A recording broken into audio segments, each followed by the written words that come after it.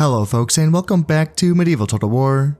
I am Conostep and this is going to be part 9 of my early campaign where I'm playing as the Danes. And in the last episode, the Poles did attack me. Yeah, they attacked me here in Prussia, which I had previously taken off of some rebels that had overthrown the Poles here in Prussia. So it was legally my territory. They decided it should not be that way. I initially thought that it might be one of their GA objectives. It is not. Their only GA objectives at this point is Poland and Silesia, which they both own. So that's, I don't know what provoked this attack on Prussia. That was a little interesting.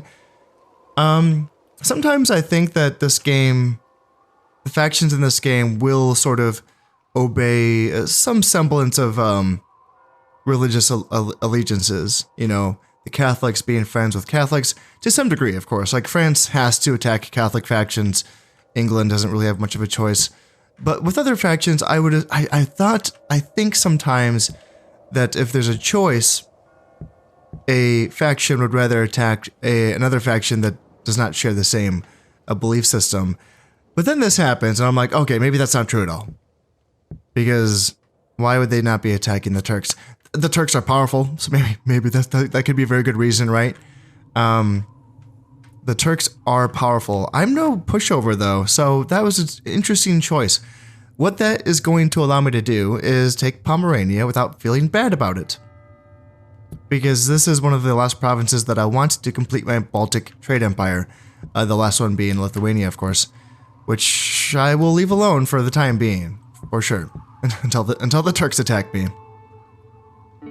So in regards to the Poles, I'm not too concerned, really. I don't think that they typically build strong armies in the early game. I'm seeing a lot of Slav warriors, woodsmen. These are peasant level units. Armored spears are a fine unit, but they're not a killing unit by any stretch of the imagination. And yeah, that's you know, we kind of saw what they have. It's not that strong. The general here, Sir Zvatopolk Vos, 2-star general, and let's see, anything giving him, yeah, decent. He has decent valor, but nothing else as a commander. And then how about this 4-star general here, Sir Powell Premislid. Oh, he's got it. Okay, so this must be the guy that I faced. Unhinged Loon, -3 morale, that's bad. And then Good Runner, another -3 morale. That's not good. That's -6 morale. That's, yeah, like if he wants to come at me, it's not going to be a good fight.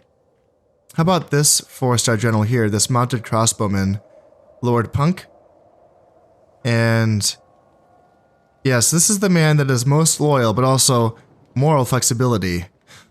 So yeah, it's kind of funny how those two did not go together at all, but yeah, nothing as far as being a general besides, let me just double check this, nothing, yeah, nothing in regards to being a good general besides the 4 stars, of course, so he could lead, yeah, he could lead a battle. The king is here, 2-star general, natural leader, great builder, nothing, yeah. 5 influence. I would like 5 influence. I want one of my kings to have 5 influence. I'm tired of these shitty kings. He has a son on the way though, so at least he does have that. Prince Eric is 7. So yeah, in 9 years he will be of age, and that's gonna make me feel better. I do have a lot of soldiers that I can ship on over to either Prussia or mainly Prussia. So yeah, I have been training up a bunch of soldiers here in Denmark, Sweden, everywhere really. I've just been doing this and not spreading them out just because I thought that I could queue up a bunch of soldiers and then do it once the big bulk of the training has been done. So now it's time for me to bring a lot of these soldiers here to Prussia to help bolster the defenses here, while at the same time probably also bolstering the defenses of Livonia and Novgorod, just to make sure that I'm not going to let the Turks think that I'm weak. If any of their neighbors gets weakened by this war, I want it to be the Poles, and if the Turks are tempted into a war, I want it to be against the Poles. So we will see how that goes. Yes. Income is looking like fine, you know, making almost 4 grand, which is okay. Treasury, 79,000, not bad. And I did get that ceasefire and now an alliance with the Hungarians, and I have trade back in the Adriatic. And now I just have to get my boats back into the Eastern Mediterranean and the Nile coast for these 5 ports, which will be very, very nice. And that'll get my income back up a bit. Speaking of which, I think I have a few merchant buildings being worked on. Yep, here in Denmark. And then here in Sweden, I got merchant buildings. Norway is 1 turn away from having their castle finished, and then I can start working on the 3rd tier merchant building here as well. And let's see, Saxony. What do I want to do in Saxony? Probably get the 1st tier merchant building. No, port first. No. Yes? No. Yes. Yes. Just so that I can at least bring soldiers here, to and from here if I need that. And then trading post. Yes. And then salt mine complex? Yes. How's the farm income here? Not great, maybe? 286? That might be worth an upgrade or 2. Or all of them. And let's see, working on a church here in Livonia. Yeah, I do want to be able to train bishops here. And Novgorod will be working on that spear building. The Spearmaker's Workshop, I believe. Yeah, so I can finally get feudal sergeants on the field. And I'm building boats here in Finland. Maybe just go straight for a castle here in Finland so that I can get that 3rd tier trade building here as well. May as well, you know. May as well get started on that.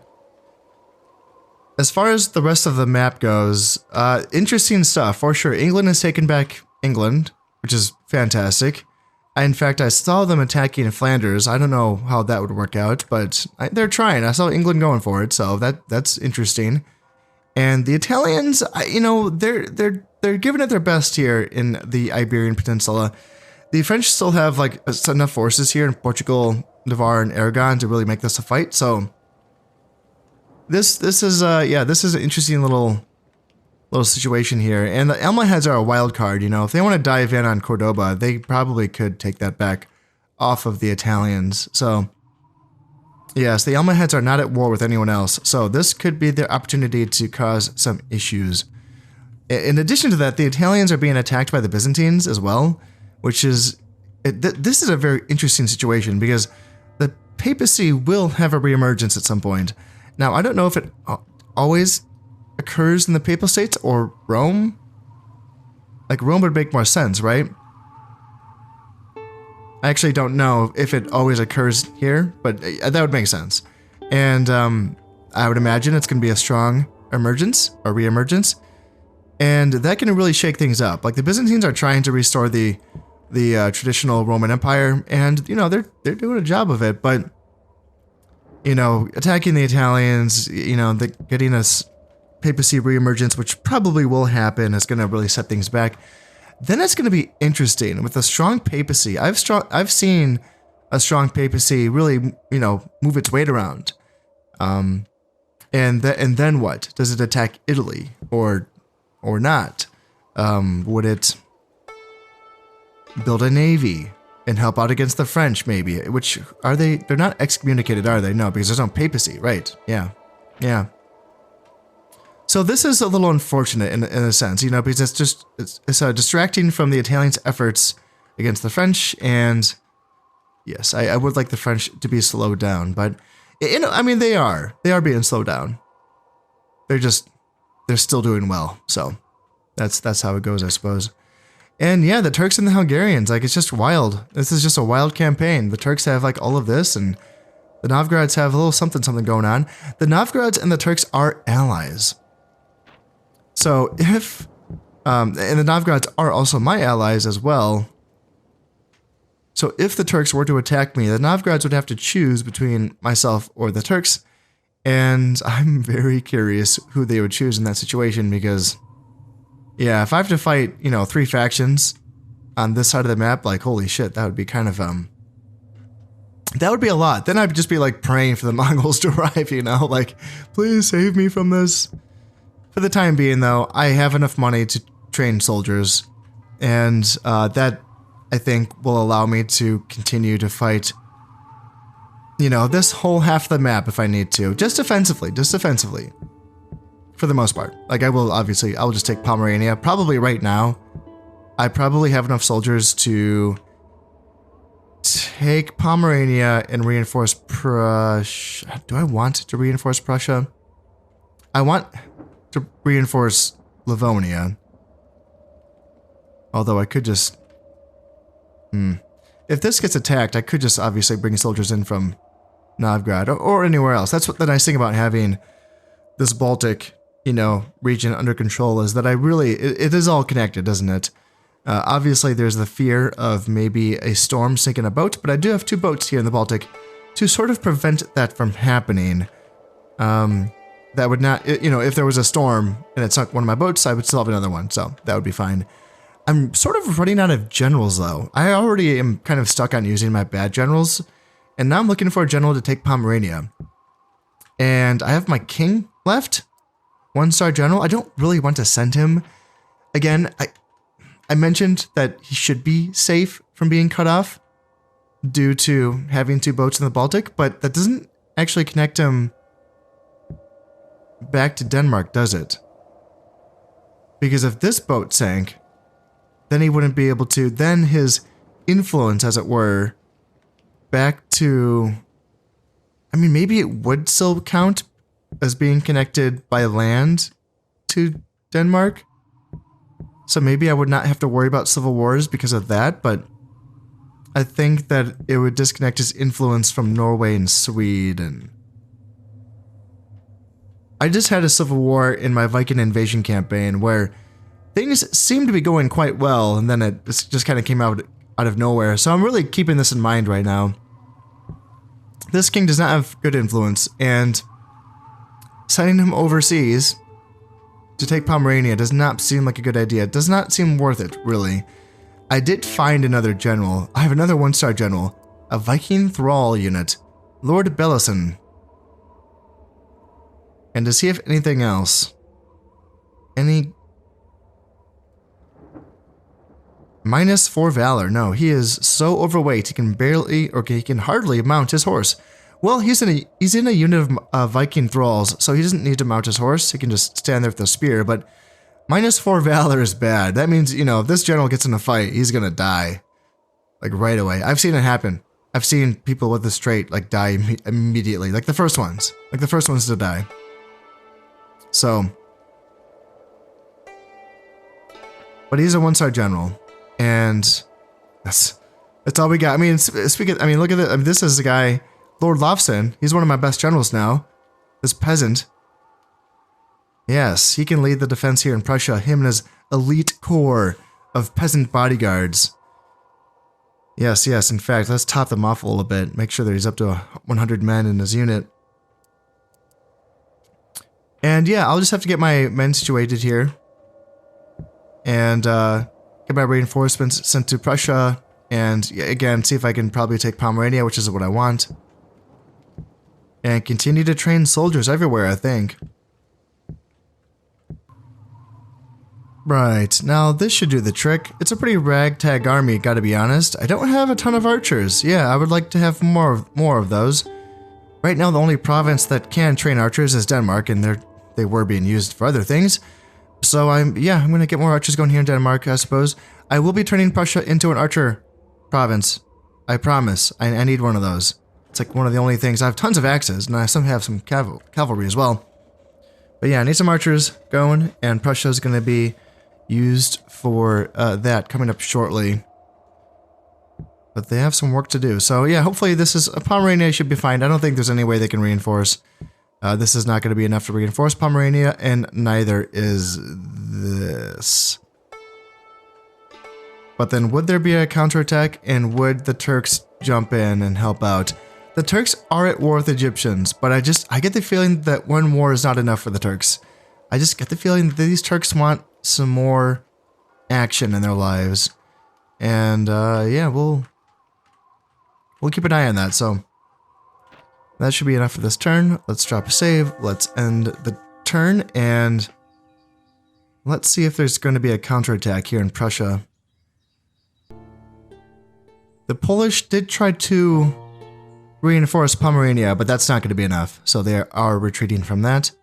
Pomerania is now mine. Looks like some forces did end up in the fort, which is unfortunate. And the Byzantines are retreating from Tuscany. Okay, so there's going to be a bit of a battle here between the two factions.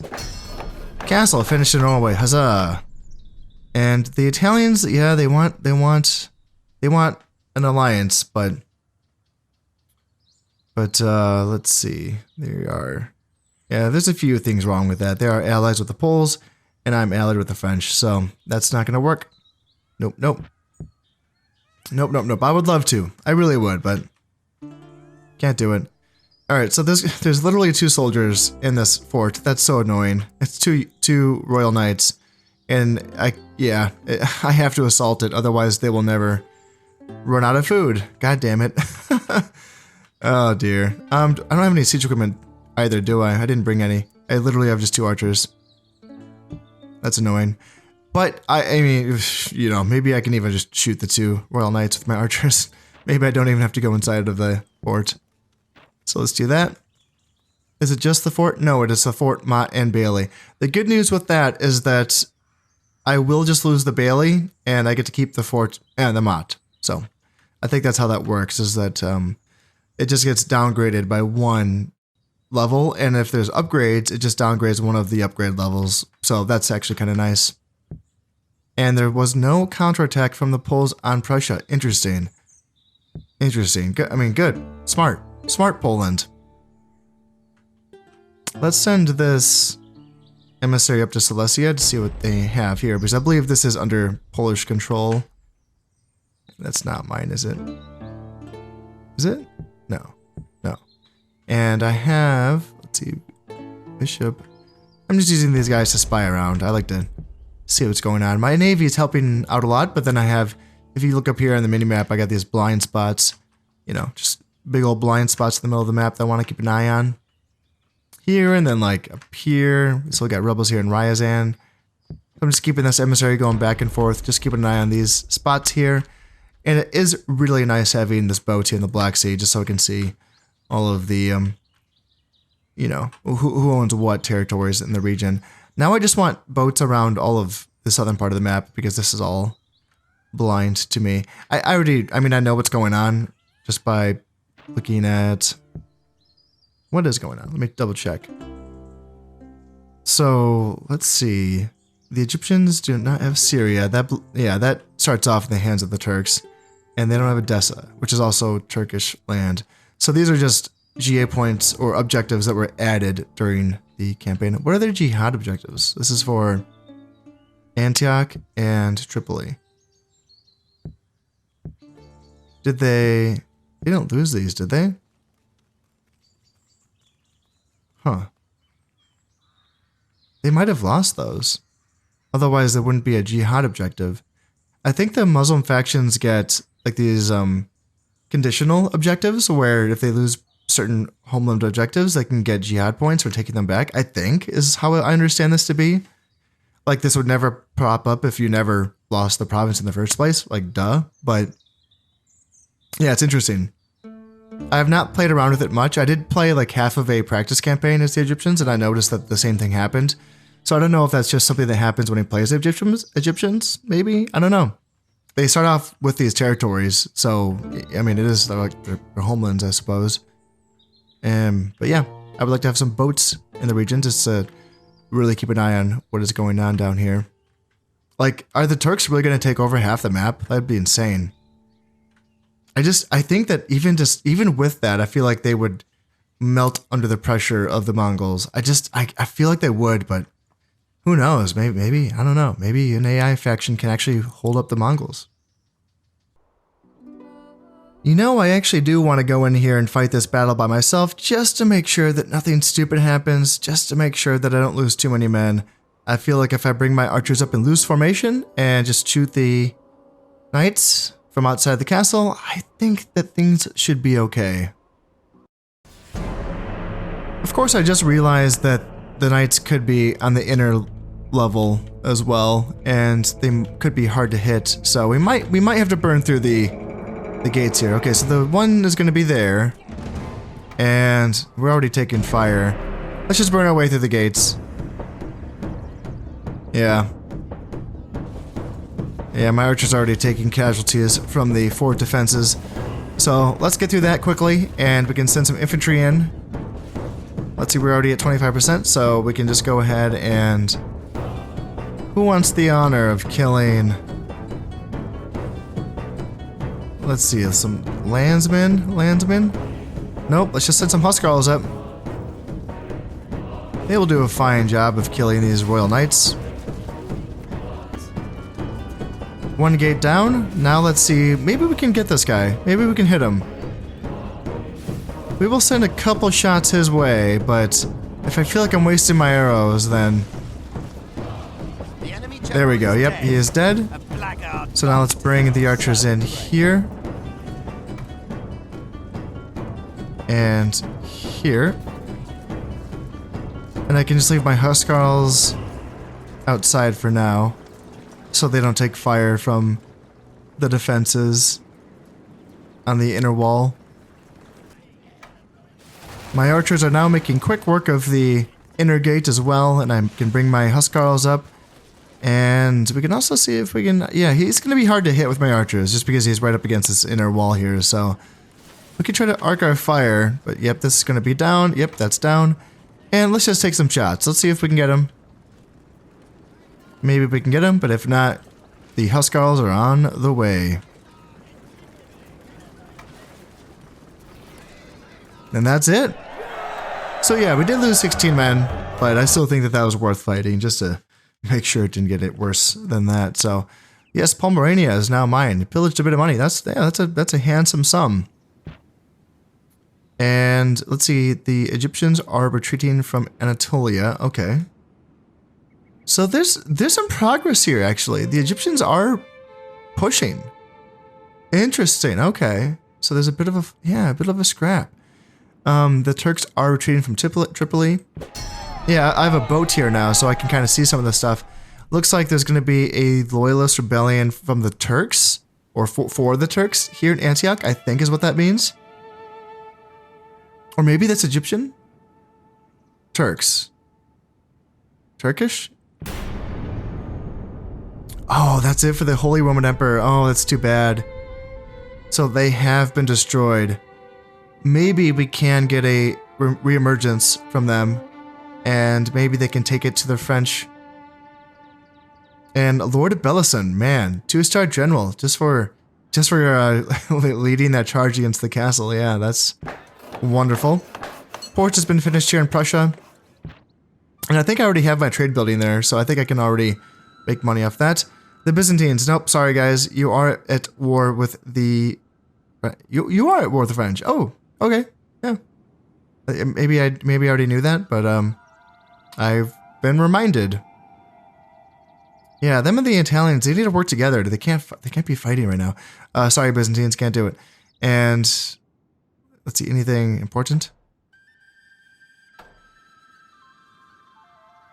Not quite. Yeah, I just want to look at that. This I'm so intrigued. So intrigued by this. So what is this the Turkish? Yeah, the Turkish. Oh, I can't look at either. So there's a Turkish navy, so I can't spy on either boat. No, it looks like it's an Egyptian loyalist rebellion. Good. Yeah, nice. That's what I like to see. I'm not sure where the Byzantines are attacking the French. Was it their navies, perhaps? They're at war, eh?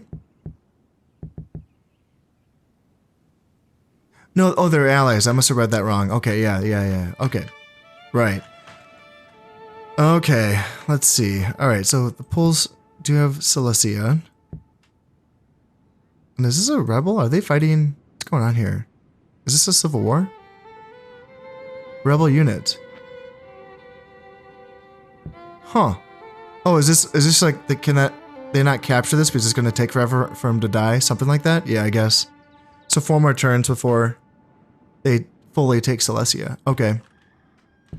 Well, Pomerania is now mine, and that feels wonderful. Loyalty, good. Catholicism, good. Zeal, only 10%. So piety is not going to really matter here too much. Pump those taxes up. Yep, I like it. Let's just find someone with 4 acumen, and that should be good to go.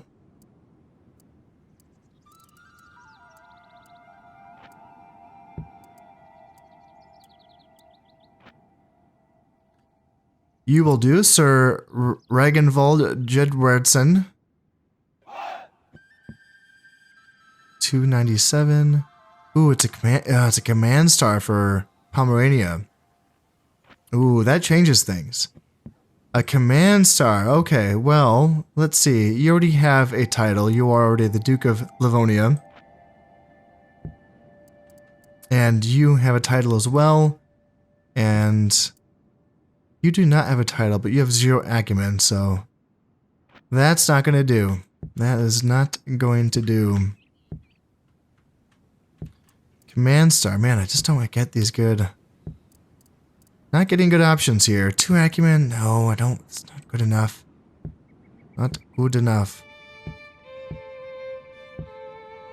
Yeah, nothing. So I will just give it to the guy, the first choice. Who? Where? Where'd you go? I know he was a unit of... I think he was a unit of Huskarls, right?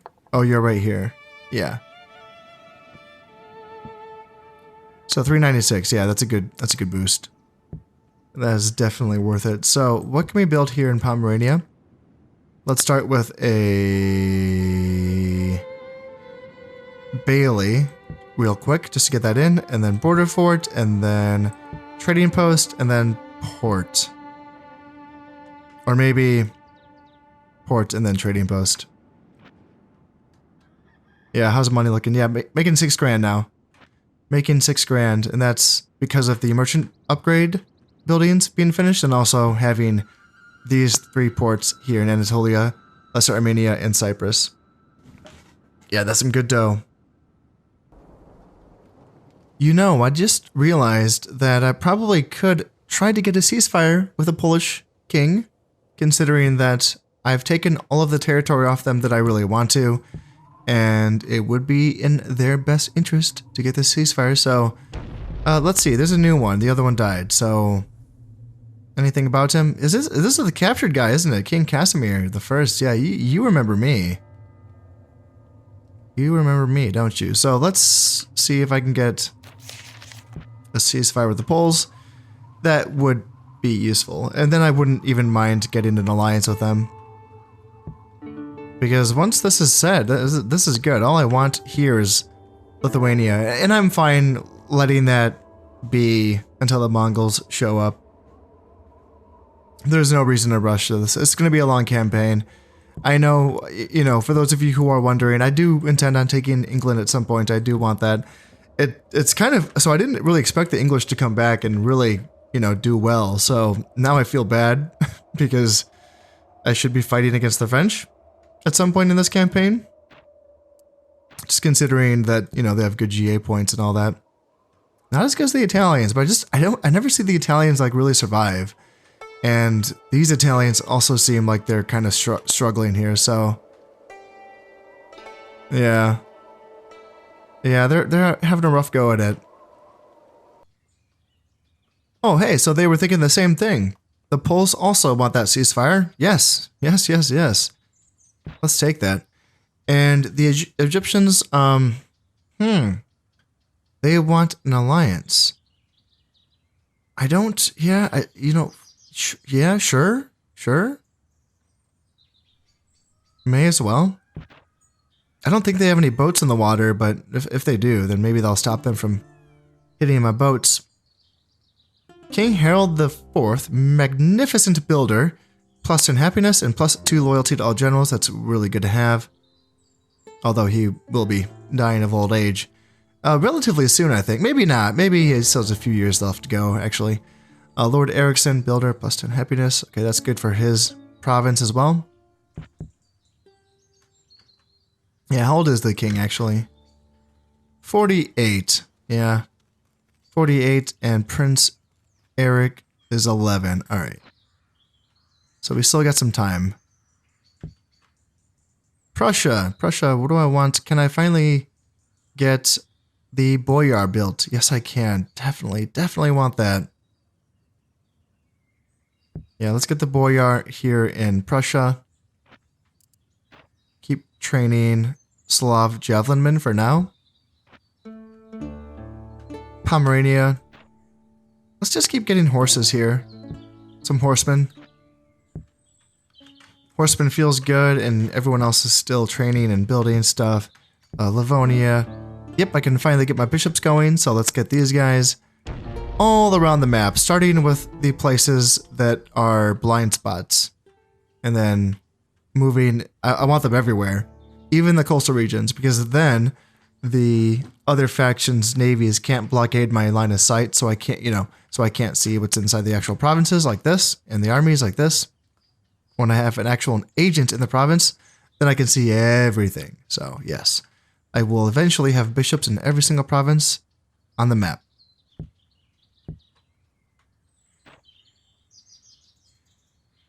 Oh, good, and I can finally start training these feudal sergeants here in Novgorod. This feels good. So feudal society is a hierarchy, and each rung of the ladder is expected to serve those above.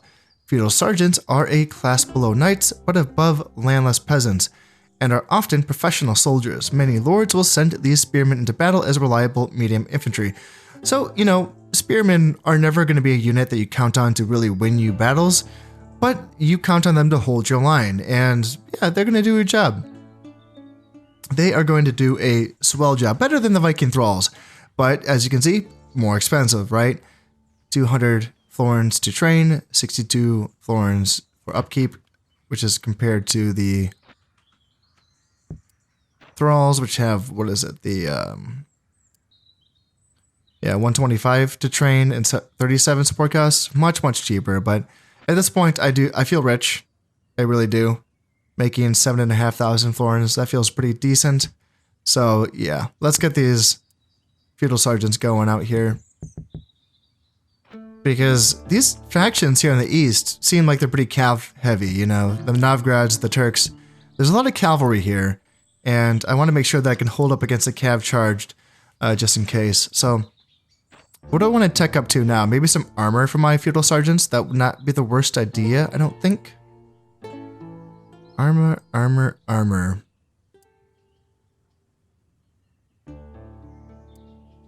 And a church also for morale. Yeah, let's do that. Yeah, let's do armor and a church. A few years later, my heir is finally matured. This is going to be Prince Eric, and yeah, let's check him out. Looks like he's going to be a 2-star general, just judging based on what I see up there. And I think I have a princess who just came of age as well. Okay. Armor's workshop is finished here in Denmark, so that my soldiers here will be getting +2 armor, I believe, or +2 defense. And yeah, Prince Eric, a secret perversion, not great, although it's not a big deal. Once it's discovered, then he will be losing piety, which is really doesn't really matter, I don't think. And then natural leader, that's a good one. +2 morale, +1 loyalty, good stuff. So let's see how he is. Otherwise, let's see. 2 stars is meh, 4 loyalty is meh. Yeah, overall kind of meh, right? But hey, he's alive, so we'll take it. We'll keep him with Dad. Dad's gonna be around for a few years longer, so yeah, Prince Eric will be king in a relatively short period of time. In fact, what we can start doing though is we can start looking for a wife. Hey, this is perfect. There's a French princess right here in the same province as my emissary. So yeah, let's see if she can marry my heir, Prince Eric. And I do have another one on the way, Prince Olaf, or no, Prince Canute. It's going to be 3 years or 4 years away before he is of age. And yeah, my princess. It's finally nice to have another princess on the board. I don't think I need to marry her off right away. I don't have any disloyal generals, do I? He's fine-ish. Let's keep her around, because when the king dies, again, just based on my previous experience with my Mercian campaign, it would be nice to have options to make generals loyal. So, you're fine. And you're fine. These guys are fine, but they're also being propped up by a lot of the good traits of my king. Which, wait, have you? This is a unit of feudal sergeants. You must be new, right? A 5-star general? I didn't have you before, right? Sir Snorri Sturluson. Well educated, +1 acumen, +1 command. Yeah, you're new. Oh, welcome. Welcome to the gang, Sir Snorri Sturluson. It's nice to have a 5-star general, holy moly. Well educated as well? Yeah. Good stuff. I can make him a governor of something, right? 4 acumen? Yeah, because this is one of those traits that gives me it makes me think that this could get better over time, I think, maybe. It might be one of those, trait trees or something. So, I'll keep an eye on that. I mean, obviously all of my governorships are taken up right now, but maybe he can be the governor of Lithuania later on. Lithuania is really blocked up. It's interesting.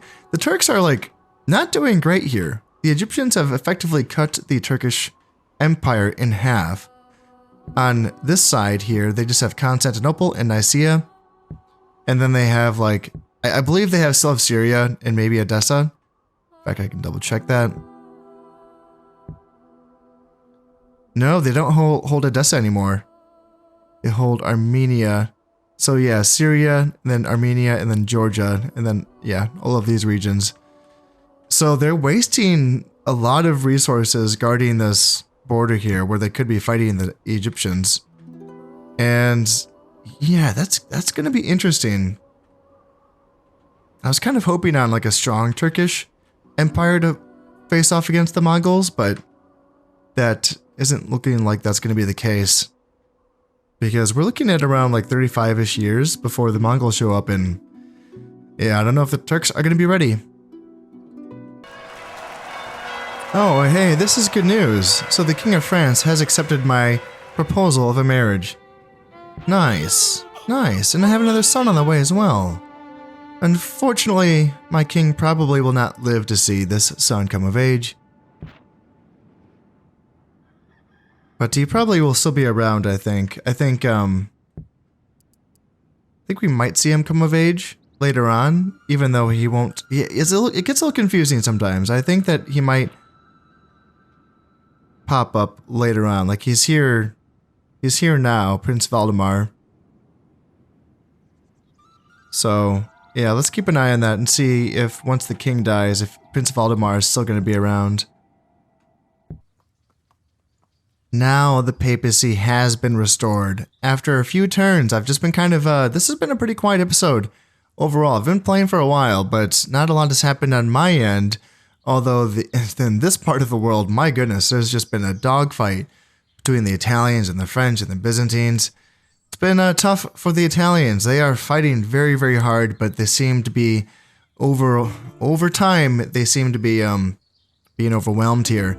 And have they been pushed off the mainland? It looks like they might still have forces here in Venice, yeah. And then they have some forces, you know, in these places as well. Leon, Cordoba, a little force here in Toulouse as well. But now the papacy is on the map, and this is going to be maybe evening the fight between the Byzantines and the French and the Italians, because, you know, this is going to really alleviate some of the pressure that the Byzantines were applying on the Italians. So really keen to look at that. The Aragonese wanted an alliance. Sorry, guys. I kind of keep supporting my French allies. Another son on the way. Okay, cool. Strange man. Sir Colbein Benson. -1 morale, -10 happiness. Okay, well, he's not a governor, so it does not matter.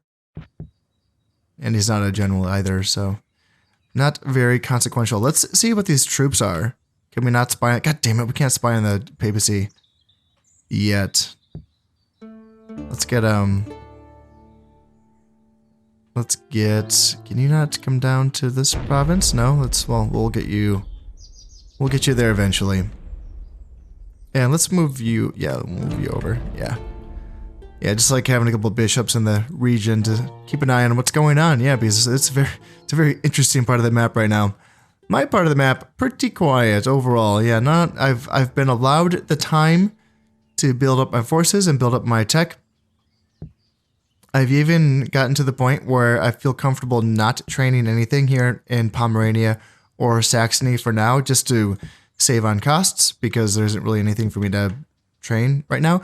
But eventually I do. So Saxony is going to be working on eventually getting up to being able to train feudal knights, which is going to be my first like actually decent full strength unit of heavy cav that will be available to me. Of course, I have my royal knights, but then feudal knights are actual 40-man units, so that's going to be very nice.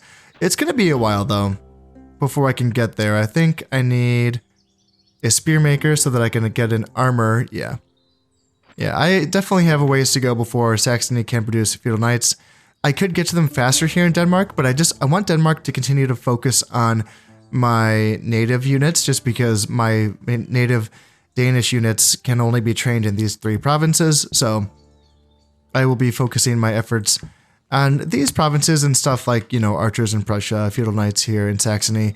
I haven't really decided yet on Pomerania. I'm feeling like I'm kind of split between a few different ideas. I would like to get some inquisitors and some spies going, just because that will allow me to potentially play around with causing some rebellions in other territories. Inquisitors can be used to decrease the dread on certain governors, and that will, you know, make it harder for certain factions to hold on to certain provinces. And then spies will just straight up tank a province's loyalty. In addition to that, spies can also spy, like you can actually have them spy on other generals, enemy generals, or other factions generals, and that can lead down a vice tree that will make those generals lose loyalty, I think. I would have to double check that, but yeah, they can cause some issues. And in tandem, inquisitors and spies working together can do a lot to destabilize a region, so that's something that I'm kind of thinking of. I can also make Pomerania like an artillery region, perhaps, or I can also make them as like a secondary shipbuilding province, because that would be nice. Right now, Finland's doing fine building my boats, but I'm kind of falling behind a little bit, honestly. In fact, I kind of forgot to do something. This hurt me, because I had some ships sink in storms, and I forgot to bring my boats back to shorten my lines. Yeah, that was an error. So let me just double check my stuff to make sure everything is fine now. Yeah, that's looking good. That is looking fine. So yeah, getting another region to build boats would be useful for sure. Yeah. So I haven't quite decided yet, but I am building a keep there, just because a keep is required for all of the things that I want. So whatever option I decide, maybe I'll make up my mind by the time this keep is finished here. Prince Canute has now come of age, so let's check him out. It looks like he's going to be a 1-star. It looks like, yeah. Armor's workshop is finished here in Norway. Okay, so I think that's +2 armor for my Viking units. That's pretty good. And the French are declaring another crusade. This one's on Tripoli, and Tripoli is being held by the Turks. Yeah, interesting. Another enemy for the Turks. However, if the French fail this crusade, I wonder if we would get another French civil war. The French king is right there. I hope maybe I could spy on him. Let's see, what do we have here? The Albigensian heretics are an offshoot of the Cathars and follow many of their erroneous teachings, but go further in their rejection of the church, its priests, and all that is sacred. These Cathars may hide behind a new name, but heresy must always be extirpated. Their strength grows in Toulouse, Provence, Aquitaine, and Genoa. So I think that just means that the heretics is going to increase in those provinces.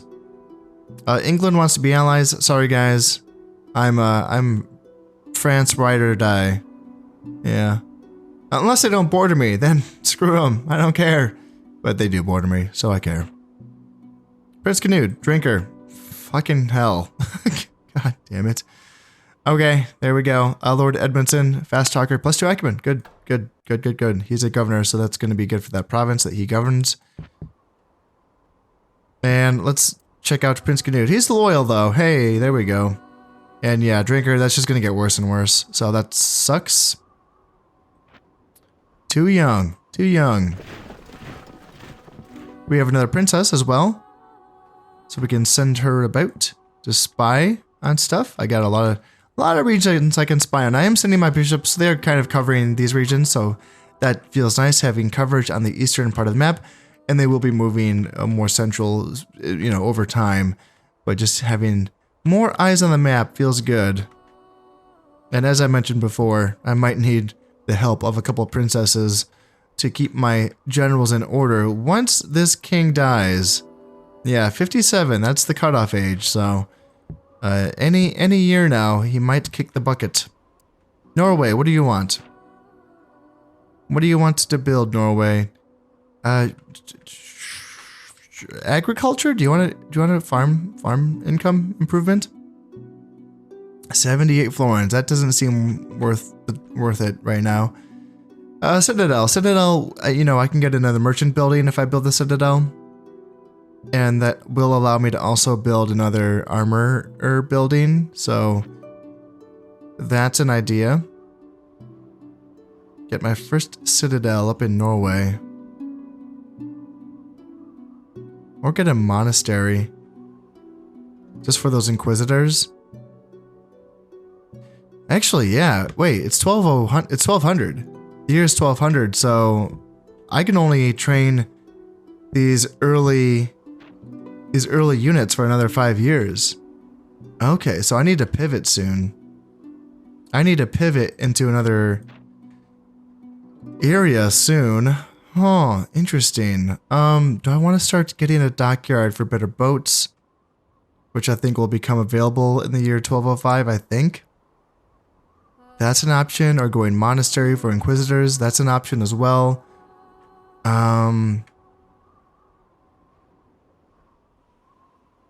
Let's see, monastery. I do want that. I do. Yeah, let's do that. Let's get a monastery here in Norway. And